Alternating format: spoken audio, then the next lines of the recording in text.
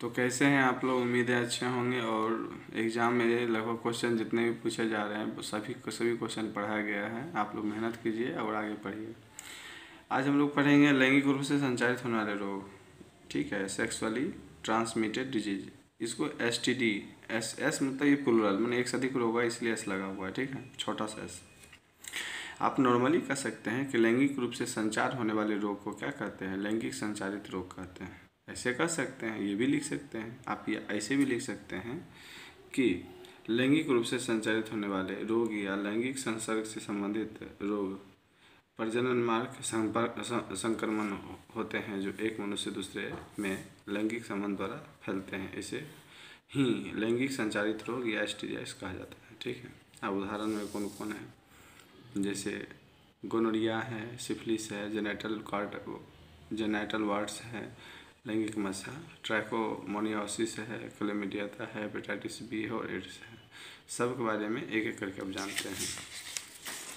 जैसे देखिए, पहला है क्लेमिडिया। यह रोगजनक क्लेमाइडियो ट्रैकोमैटिस के द्वारा होता है। अब यह क्लेमाइडियो ट्रैकोमैटिस क्या है, एक प्रोटोजोआ परजीवी है। ठीक है, बस इतना नोट करते रहना अपना।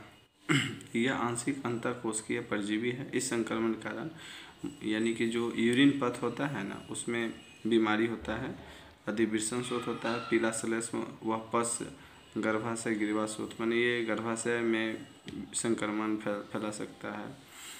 ये मूत्र मार्ग में संक्रमण फैलाता है। इस कारण से मतलब जो होता है ये मतलब आप कह सकते हैं कि जलन या सूजन ऐसा भी महसूस हो सकता है। ठीक है, ये वाला क्लेमिडिया में। अब है सुजाक या गोनोरिया।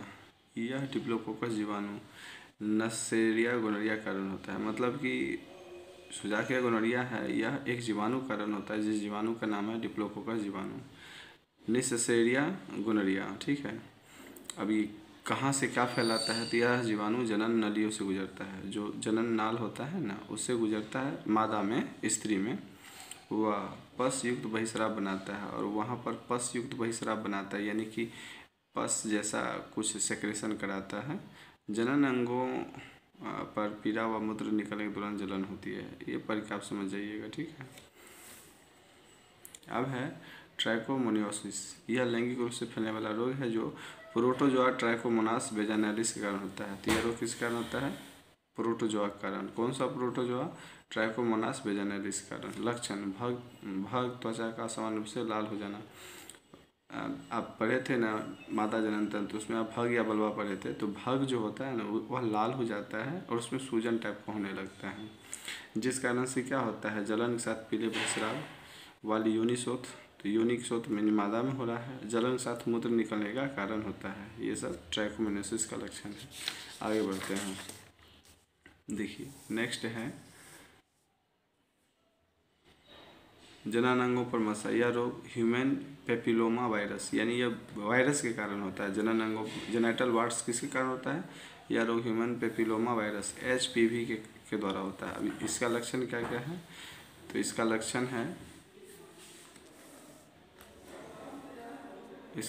है यह त्वचा बाह्य जनन अंगों व परिगुदीय क्षेत्रों पर मसा उत्पन्न करता है। यानी कि जनन अंग जो होता है, जैसे मान लीजिए जनन अंग है और जनन अंग का जो वार्ड्स वाला क्षेत्र होता है, ये वाला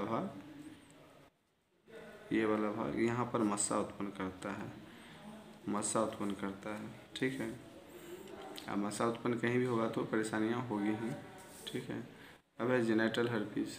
यह रोग हर्पीस सिम्प्लेक्स विषाणु द्वारा होता है। मतलब जेनाइटल हर्पीस विषाणु जनित रोग है। ठीक है, लक्षण सूजन, पीड़ा, योनि व मूत्र मार्ग से बहिस्राव, पीड़ा के साथ मूत्र का निकलना। तो सूजन पीड़ा कहाँ होगा, योनि में होगा, और जिस कारण से योनि और मूत्र मार्ग से बहिस्राव यानी सेक्रेशन होगा, म्यूकस टाइप का, श्लेष्म टाइप का, और पीड़े के साथ मूत्र का निकलना, और यूरिन के समय पेन का अनुभूति होगा। नेक्स्ट है सिफिलिस या उपदंश। यह एस्पेरोकीटा ट्रिपोनिमाफोलिडियम द्वारा होता है। अब यहाँ एस्पेरोकीटा ट्रिपोनिमाफोलिडियम क्या है, तो यह भी एक प्रकार का प्रोटोजोआ पैरासिटिज में है, या पैरासाइट है, प्रोटोजोआ पैरासाइट यानी प्रोटोजोआ परजीवी है। यह एस्पेरोकीटा ट्रिपोनिमा पैलिडियम तो ये स्पाइरोकीटा ट्रिपोनिया पैलिडियम जो है यह सिफिलिस के कारण होता है और स्वाभाविक है, जनन मार्ग से संबंधित रोग है। लक्षण: त्वचा पर घाव। अब क्या है, चकते फूले हुए संधि यानी कि जो ज्वाइंट होता है वह फूल जाता है, त्वचा पर कहीं कहीं लाल लाल चकता हो जाता है।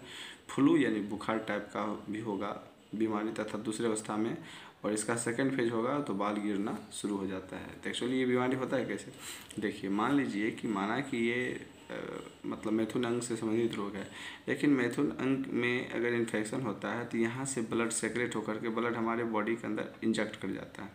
तो संक्रमित जो ये पैरासिटिज्म है, ये परजीवी जो है स्पाइरोकीटा ट्रिपोनिया पैलिडियम, ये हमारे ब्लड में चले जाते हैं। तो हमारे ब्लड के माध्यम से पूरे शरीर में चले जाते हैं और पूरे शरीर में जाने से ये इन्फेक्शन पैदा करता है। लेकिन ये कब होता है, सेकेंड अवस्था में। प्रथम अवस्था में ये आपको ये सब चकते उकते हो जाएंगे, संधि पर जोड़ पर दर्द होगा, फूल जाएगा। लेकिन दूसरा स्टेज में जब बाल पूरा झड़ना शुरू हो जाएगा, समझ आइए ये बीमारी है और इसका इलाज निश्चित तौर पर कराना। आज का क्लास यहीं तक, आप लोग ऐसे ही पढ़ते रहिए, हम लोग फिर कल क्लास में मिलेंगे। आज क्लास यहीं तक, धन्यवाद।